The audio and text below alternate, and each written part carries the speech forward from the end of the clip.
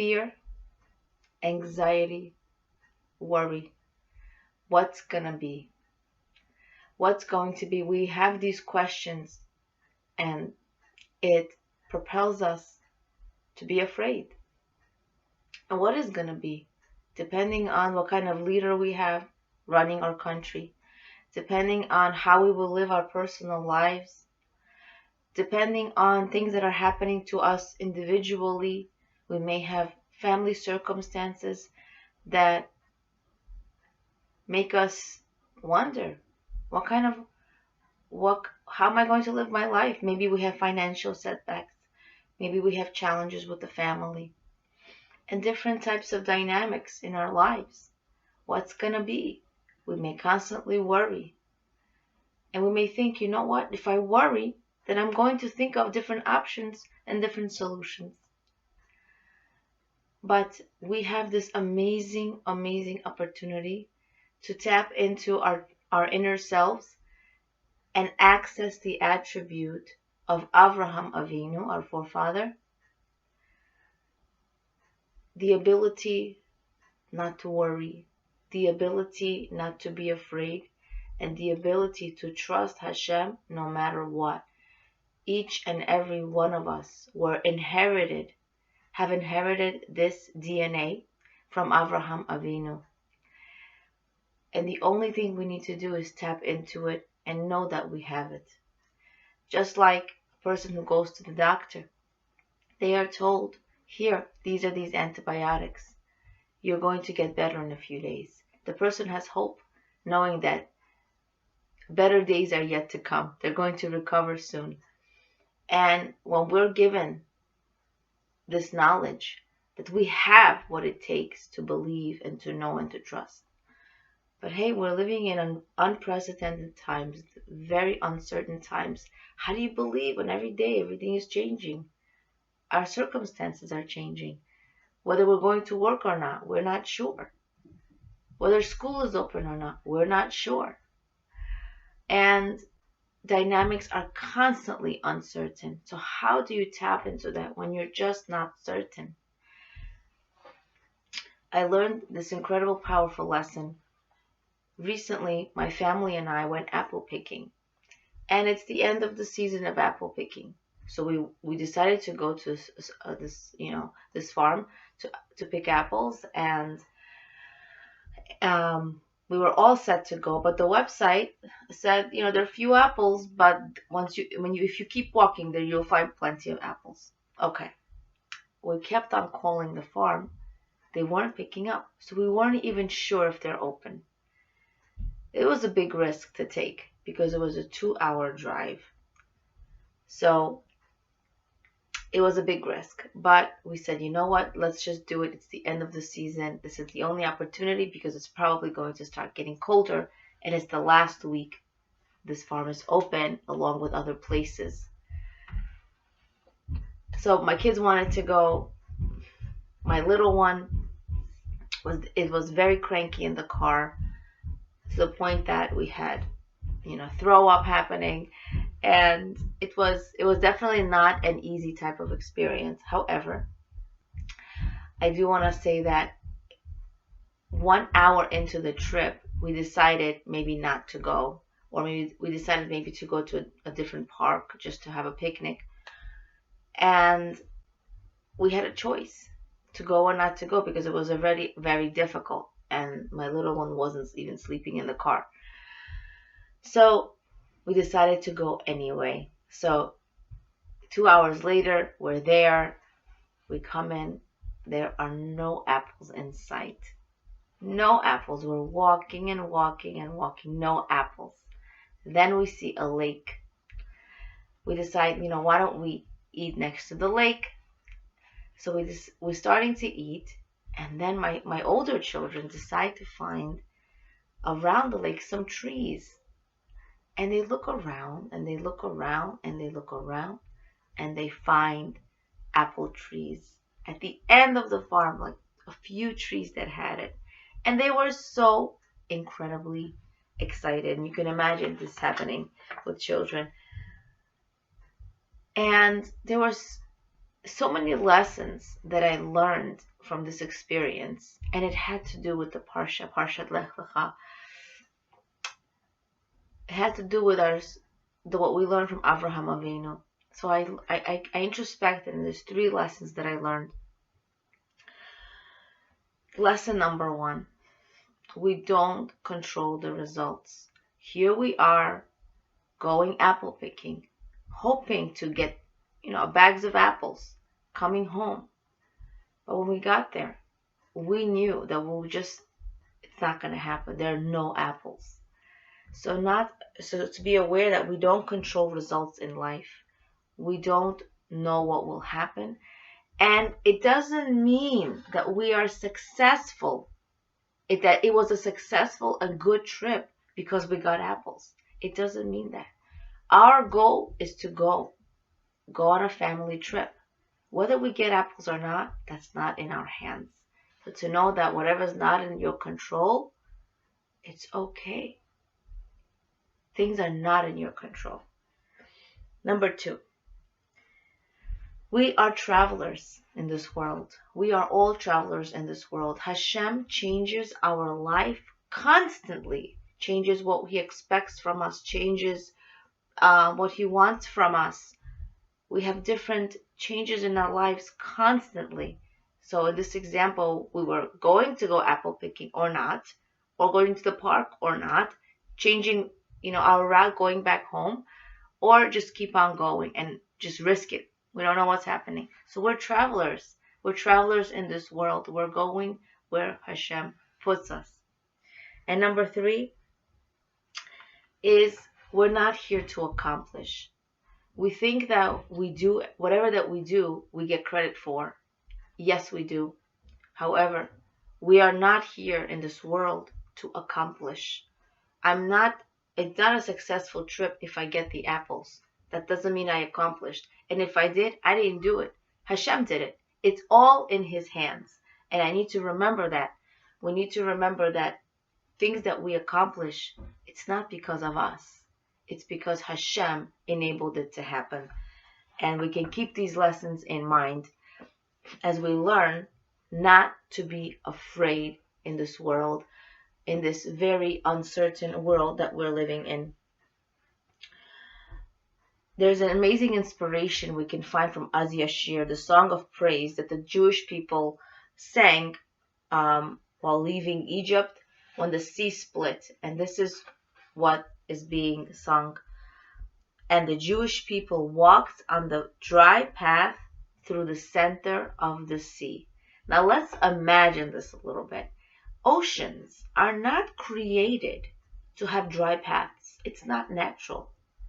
But the same God who told the ocean to have water, told the ocean to have a dry path. It's the same God. He is the King of the world. And if we trust Him, this is teaching us, if we trust Him, we will be serene and calm and grateful and joyous, just like the Jewish people who left Egypt. So they had this gratitude and happiness in them that, I'm going to walk through the dry path. But let's just imagine this. This is scary. You're walking through a dry piece of land and wondering,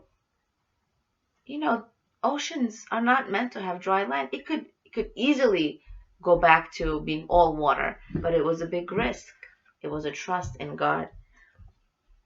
So we don't have to be anxious. We don't have to be scared. We don't have to be afraid.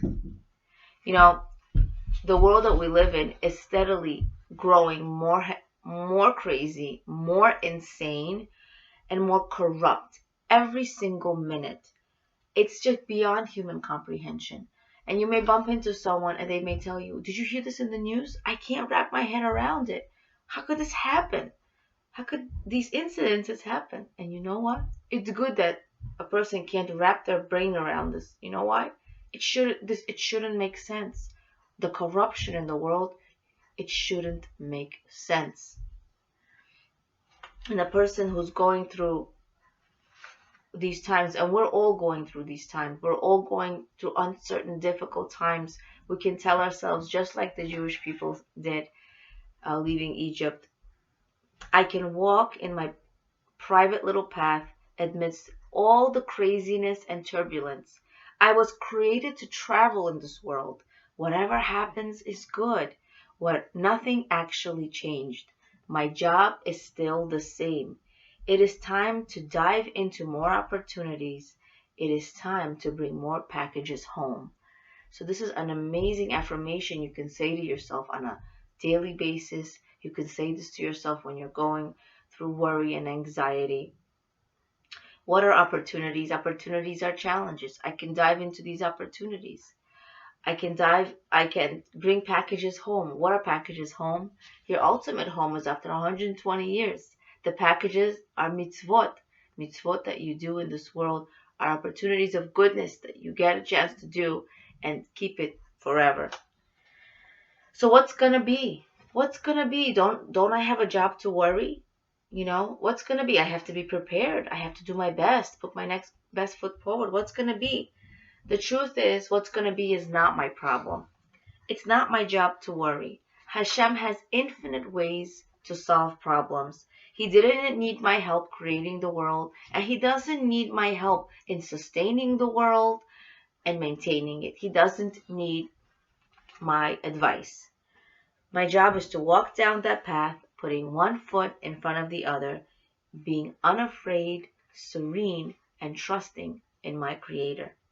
So, how do we explain crazy, horrific events that happened to the Jewish people that didn't have happy endings, such as World War II? What happened to that? We can ask, where is God then? And there is a clear answer to this situation, to this event. How do we process this? And the answer is Hashem knows what he's doing. He sees the bigger picture. We see one tiny part in the whole in the whole plan of Hashem. We don't see the biggest picture, the bigger picture. We only see one part, so we cannot judge it. We're not here. We're not hired to be the judge and jury. Oh, now I'm doing everything Hashem wants. Everything should flow in my life. No, we're travelers in this world. Today is, we can expect one thing. The next day, something else may happen. We're here to travel. We're here to put our best foot forward and trust Hashem completely and ultimately. He knows what is good for us. And he knows more than we know about ourselves. So this is really hard for us to process because we live in a world where we feel we're entitled. We're entitled to know. Before we go to the doctor, we do our research before we go to the doctor. Not that it's wrong or right, but we feel entitled. We need to tell the doctor what to do. We need to outsmart them. That's how we feel like. We feel like we have a right to know and not a right to trust. And this is affecting us. This is affecting us. For example, during the elections, we're choosing a leader. We're putting our trust in the leader. But yet if the leader and the candidate don't do their job correctly, disappoint us in how they are running our country, then we have a right to criticize and to blame and to have resentment. But we can't apply these rules when we are trusting God. Here we are trusting a leader. And then if they disappoint us, we can have all these negative emotions towards them and criticize and blame them, and we have a right to, and of course we have a right towards Hashem. That's how we think sometimes, and this is really affecting in how we trust God. God knows everything. He has the world under control, even if it looks like it's falling apart. He didn't retire. He's not on vacation. He has everything under control. And now more than ever, it is important for us to know, to stay strong. We are travelers in this world. He has a way for us to go. He has a mission for each and every one of us. And it's for us to trust because we don't see the full picture. God knows, and I know this is hard for us. It may be hard for us to internalize. God knows that it is good for us to have pain and suffering, genuine suffering in this world, for our eternal benefit in the world to come. No, we don't ask Hashem to send us pain and suffering, but we know that this is part of the human existence. We have pain, we have suffering on an individual level, on a worldwide level, in order for us to benefit us in the world to come. This world does not even have the relevance of a split second. After 120 years, when the person sees what they went through, the mountains that they climbed, the challenges they overcame, they're going to say, this was all worth it. This is why I went through what I went through, because now it got me to here, to the world to come. So we're going to see. We don't have to see. Hashem does not owe us any explanations onto why things happen, but He's going to give us a gift. After 120 years, He's going to give us a gift of us seeing why we went through what we went through. We're going to see the full picture as a gift because He loves us. He loves us so unconditionally, and it's all going to make sense, and the person will dance and sing for the challenges that they had. It's interesting,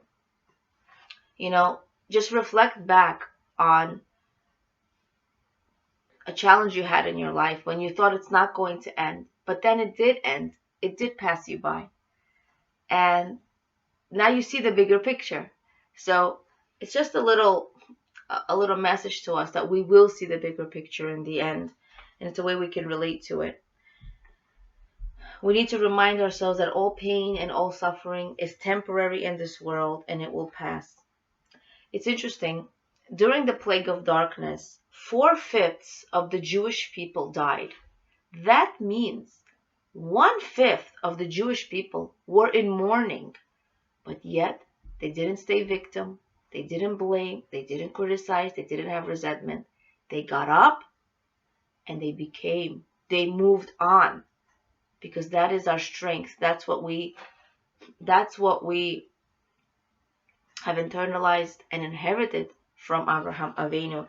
There are 3 essential attributes, character traits we inherited from Abraham Avinu. 3 essential attributes, and all of us have it. We just need to tap into it and internalize them and believe in them. We have learned from Abraham Avinu, number 1, not to be afraid. Not to be afraid. We don't, Hashem told him to do many things. So we have learned, number 1, not to have fear and anxiety. Hashem knows better than I do. Hashem knows me more than I know myself or love myself.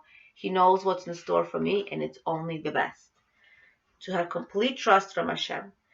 The second attribute is I don't have to understand.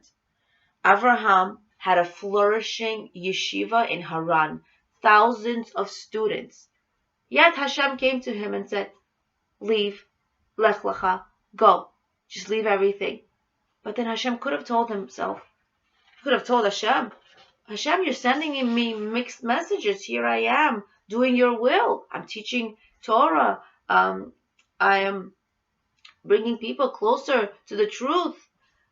Why are you sending me mixed messages? Why leave? This is so successful. Yes, there were some people who followed Abraham away from Haran. Leave. What do you mean? Leave.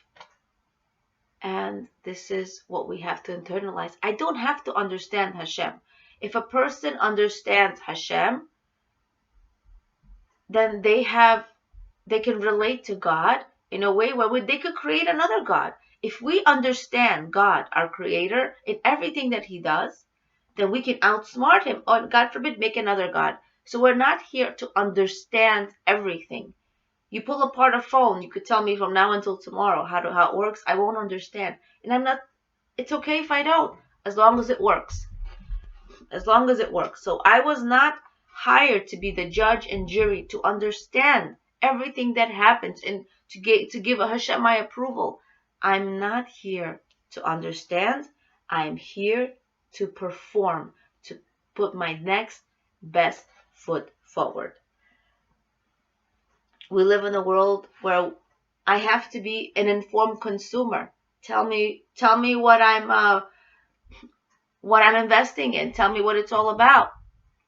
I don't have to understand everything. I really, really don't. Hashem does not owe me an explanation, as I've said before, He will give it to me anyway as a free gift because He loves us so unconditionally. He will give us that free gift. So the third midah that that we received was the third attribute was very, very interesting. The third midah was to erase everything that you know. Get rid of it. Get rid of it. Start brand new. You are going to learn everything brand new. Whatever you learned from your past, whatever you grew up with, those values, leave it behind. And that's what Abraham did. Because we as people absorb everything that we see, and from childhood and on, we absorb it. It's part of us. Good people, religious people, absorb values, secular values, values that can ruin a person's life and ultimately keep this person from being everything they were meant to become. Why? Because we have absorbed values, and that's not because we're bad people. It's because we are not thinking. But if we are thinking, if we're constantly learning and praying to God to be close to Him, we will be able to become successful in this attribute of internalizing the truth, of leaving everything we know behind and starting fresh. Lot was such a great righteous person, yet when he was told to leave everything behind, he was just not able to remove himself, to be able to set himself apart from the value of money. He was not able to let that go. He loved money so very, very much that the value of money eventually destroyed him. So we are not bad people. However, we need to understand that money in itself has absolutely no value. Money has no value. The only thing money has is the value of it when you give it away. When you give money away, when you use it appropriately, when you use it to help others, that's the value of money. Yet, if we absorb the value of money as this, the more money I have, the more successful I am. And when we grow our children up, if we grow up with certain values of you have to have the best appliances, you have to have everything brand new, no hand-me-downs. Now, I'm not saying what's right and what's wrong, but we have to be careful in what values we send to our children. What are our values? Because they will absorb it. But let's just make sure that it's the Torah way. It's the Torah value that we're sending. So the only value money has is how much we can give it away. So I'm going to leave you with a practical tip. Please don't listen to the news. You don't have to know everything that's happening in every detail. It isn't good for your mental health. It isn't good for your emotional well-being. Because when you are anxious, you are afraid, you are worried. And tell yourself as many times as it takes the following affirmation. I can walk in my private little path amidst all the craziness and turbulence. It doesn't have to affect me. Just like the Jewish people walked through the dry path of the sea, we are experiencing a sea of uncertainty, of worry, of anxiety, of craziness in this world. Let's remember that we have that DNA to walk through the dry path, to ultimately trust Hashem despite our circumstances. Leah Abramov, Being and Becoming, appreciating the insights of Rebbetzin Esther Baylor Schwartz, awakening awareness of your greatness and potential.